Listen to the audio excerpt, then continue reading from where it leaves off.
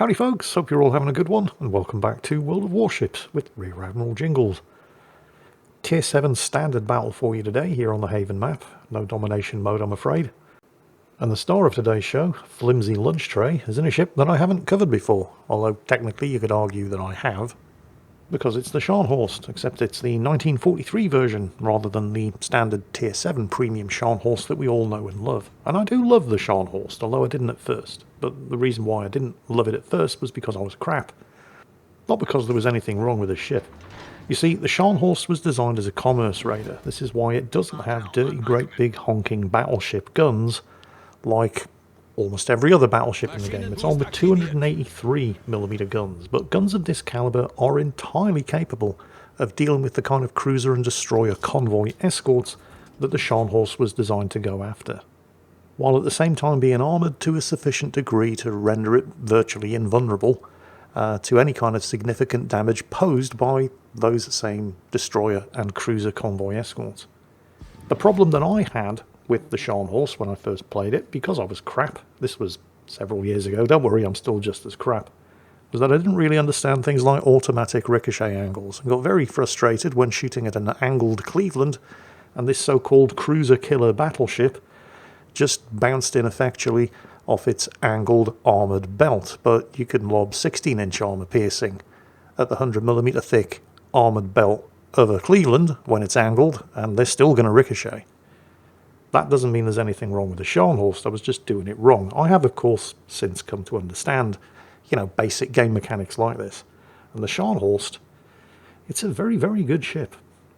This, of course, is not the Scharnhorst that we know and love. There are differences between this and the, well, I don't want to say regular because it's a premium, but between this and the existing Scharnhorst. And on paper, the Scharnhorst 43 appears to come off worse, because it's got a 3-second longer reload, 23 seconds instead of 20 seconds.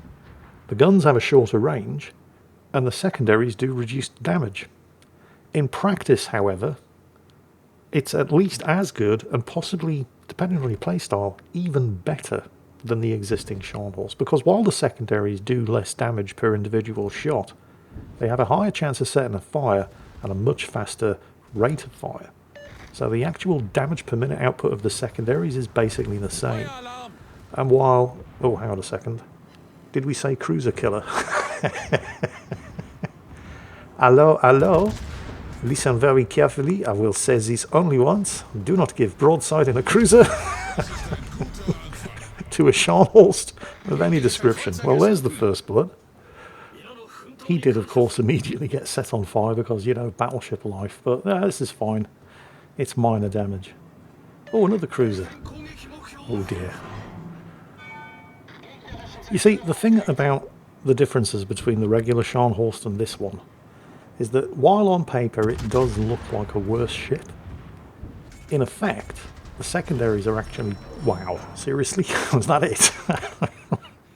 The secondaries are actually better. But while there's nothing you can do about the slightly longer reload and the reduced range on the main battery guns, other factors in this ship, including the engine boost, which allows this thing to get up to a speed of around 36 knots or maybe slightly more, the reduced reload on the torpedoes, and these enhanced secondaries, which with any luck are about to get him his second kill on the Königsberg over there it is. That all adds up to make this version of the Scharnhorst a ship that you're supposed to get stuck in and brawl with, compared to the regular Scharnhorst, which isn't a terrible brawler, it's just that this version is better. And that automatically makes it more fun, at least if you're doing it right. So those two cruiser kills mean that Flimsy Lunch Tray's team is ahead. Oh, hello. Enemy Nicholas has been spotted. The Akatsuki's okay. I mean, he's shooting at the Nicholas, but he's inside a smoke screen. So we'll get a couple of shots off against the Nicholas, since there's nothing better to shoot at just yet. And you should, well, like the enemy team, always kill destroyers the second you spot them. The team are now down 2 destroyers, which are not worth as many points as the 2 cruisers that Flimsy Lunch Tray has taken out, but they're probably more tactically useful. And the team's just lost a cruiser as well, so now they are behind on points. Another enemy destroyer spotted for Buki over there, being forced out of his smoke screen. Not the only thing lurking around the corner of this island, though. There is also a Duke of York.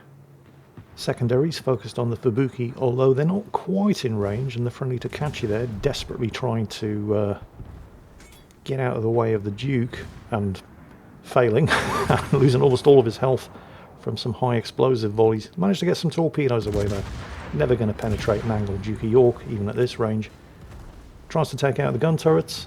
The Duke does take one of the Takachi's torpedoes.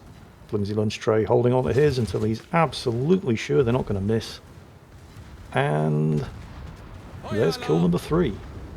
Putting the team once again slightly ahead on points, despite the Duke of York managing to finish off the Takachi. Now then, the Fubuki has managed to go undetected. The team have lost yet another cruiser, going even further behind on points. Flimsy lunch tray, very much not undetected. However, the 2 enemy battleships over there, the New Mexico and the Yukon, they're not looking this way. So, yes, he is given lots and lots of broadside to those 2 battleships, but since their guns aren't pointing this direction, at least not yet, although he does appear to have their attention now, he needs to try to angle against any incoming torpedoes from the Fubuki, who is going to have them reloaded very, very soon. This is a dangerous position to be in though, although the Fubuki is now inside secondary range, so once again he's focusing them on him. Oh, here comes some shots from the Yukon. He's going to have to start angling against them, which also means he's not sailing the same course and speed against any torpedoes that the Fubuki might have launched, and his secondaries have just knocked out one of the Fubuki's torpedo launchers, you know, which is nice. Yep, sure enough, Fubuki torpedoes. Scharnhorst does not come with hydro, but you don't need hydro to know that a destroyer is going to be launching torpedoes against you every chance he gets. He's going to eat 1, which isn't bad considering the number of torpedoes that were launched against him. The Fubuki, once again, goes undetected in the smokescreen. And he is now getting focused down by the Yukon and the New Mexico, but he knows that he's got at least a minute until the Fubuki, who, if he has any sense, is not going to be lurking around inside that smoke screen and is going to be getting the hell out of there, reloads his torpedoes and is able to use them against him again. Working on finishing off the New Mexico. He's not on fire, but he does have his engine knocked out, which basically means he's now a fort. So the New Mexico was slow to begin with, and with a damaged engine, it's basically immobile. Does not manage to kill the Duke of York, which is unfortunate. Pops the depth charge attack planes. He's looking here to see any anti-aircraft fire coming from the Fubuki. The Fubuki, however, is smart enough to have turned his AA guns off. He's not fallen for that old gag, but he is still inside this cap circle somewhere. And there he is. And he's inside secondary range, which means he's dead.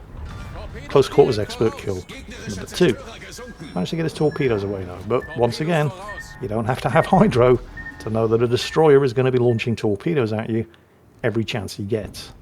Turning to avoid the torpedoes does mean he's given a nice big flat broadside to the Yukon though, who has had the presence of mind to load armor piercing instead of the high explosive that the New Mexico is still slinging around, and that did kind of hurt. And while I'm sure Flimsy Lunch Tray would love nothing more than to continue lurking around inside the enemy cap circle, he really does need to put something solid between himself and the threat posed by those 2 enemy battleships. The New Mexico, I believe, is still alive, still not dead. Yep, he's managed to put some spotter planes up. So he needs to give his damage repair teams time to recover some of this health. And honestly, he doesn't really need to do anything. Just his presence inside the cap circle is enough to tie up the attention of both of those enemy battleships and anybody else on the enemy team who doesn't want to lose. And while it might at first glance look like the rest of the team aren't doing anything particularly useful, they are continuing to sink enemy ships. They've just taken care of the enemy Nicholas, and they are preventing the enemy team from doing what Flimsy Lunch Tray is doing up here in the enemy cap circle. Okay, secondary gun battery reload time now even faster thanks to the accumulation of secondary gun hits that he has managed to chalk up thus far, and the special captain that he's running. And once again he's brawling, this time with the Yukon, and not tempted to expose enough broadside to get that rear turret firing, not with the Yukon's health advantage, because he doesn't need to kill him with the guns, he's got the torpedoes. Yukon armor piercing does a huge amount of damage there, but he's still in the fight.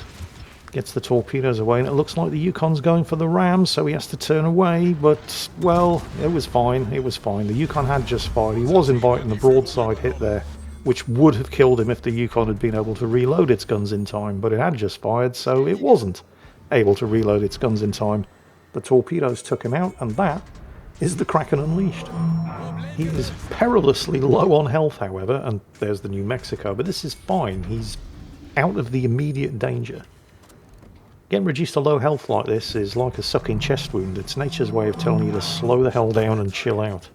And he's able to do exactly that, unspotted, with the New Mexico on the other side of the island, and none of these guys, like the October Revolution over there, who have a line of sight to him thanks to using the terrain to block any direct line of sight between himself and anybody who might be in a position to spot him. He's got decent shots at the October Revolution down there. So he's not in any need. I mean, the New Mexico isn't posing any immediate threat, so he can basically afford to sit here and take his time and wait for the repair party to come off cooldown and use it again. All the while, peppering the October Revolution down to the south there with some 283mm armor piercing. The friendly Nagato looks like he's struggling a bit. And the October Revolution is a tough ship. I mean, it might not be top tier, but it's still worthy of respect. It's tough as old boots, and it's got some serious, if inaccurate, firepower. What is the New Mexico doing?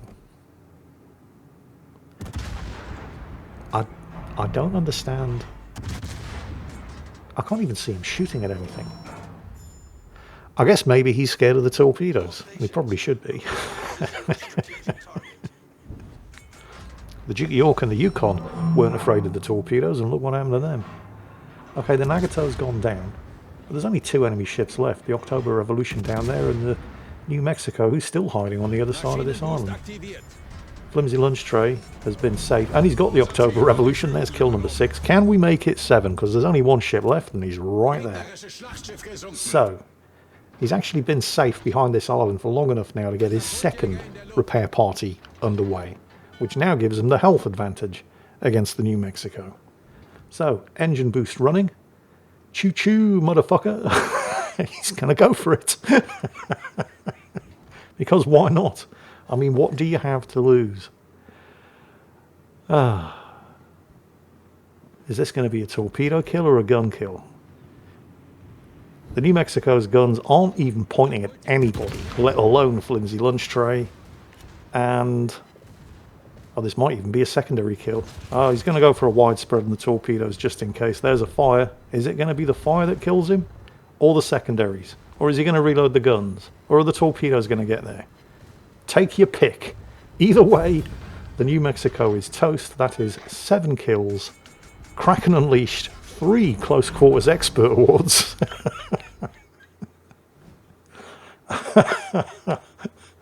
And 142,000 damage done for Flimsy Lunch Tray in the Scharnhorst 43.